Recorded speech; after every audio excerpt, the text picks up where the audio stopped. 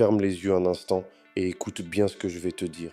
Ta vie, telle qu'elle est aujourd'hui, est le résultat de tes habitudes, pas de la chance, pas du destin, pas du hasard. Tes habitudes. Tu veux réussir, tu veux transformer ta vie, alors je vais te donner les 10 habitudes qui font la différence entre ceux qui parlent et ceux qui construisent, entre ceux qui rêvent et ceux qui réalisent. Écoute chaque mot comme si c'était le dernier conseil de ta vie. Habitude numéro 1. Se lever pour soi-même, pas pour le monde. Chaque matin, tu as deux choix. Soit tu te lèves pour les autres, esclave des notifications, du travail, du stress, soit tu te lèves pour toi.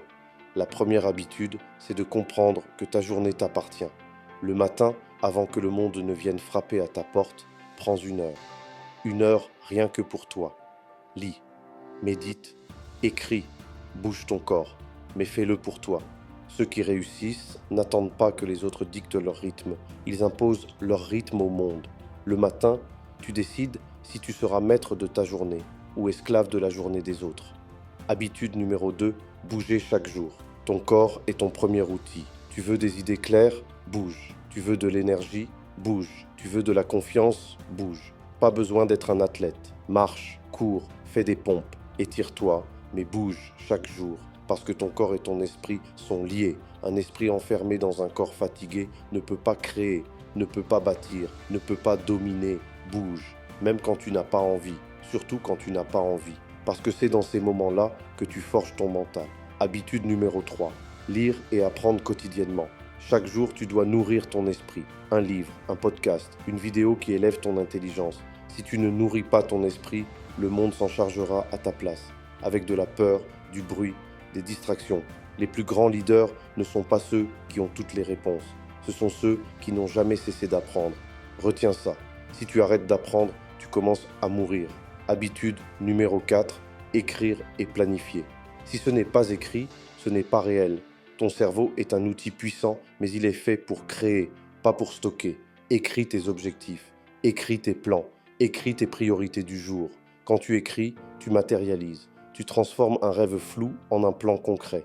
Les perdants gardent tout dans leur tête. Les gagnants couchent tout sur papier.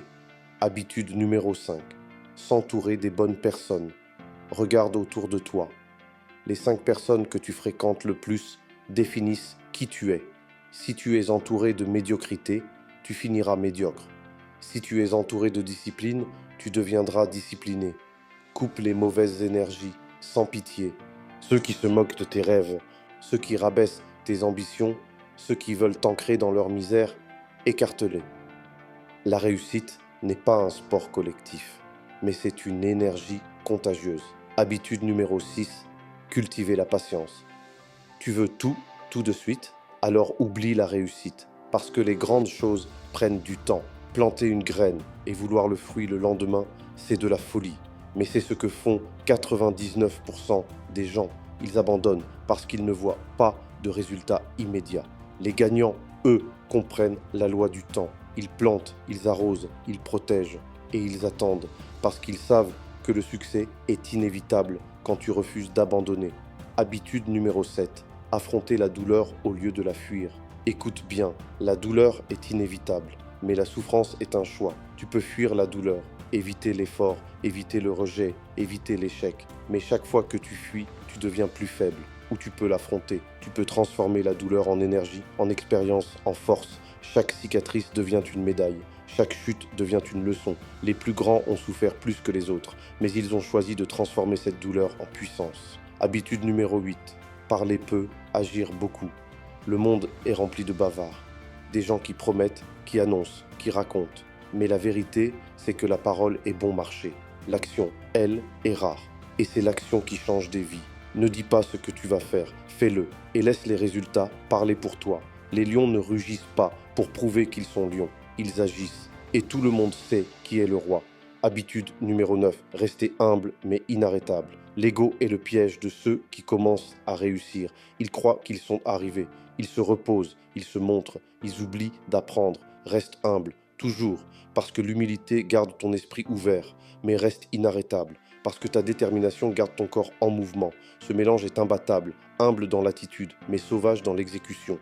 Habitude numéro 10. Ne jamais trahir sa vision. Le monde va essayer de t'acheter.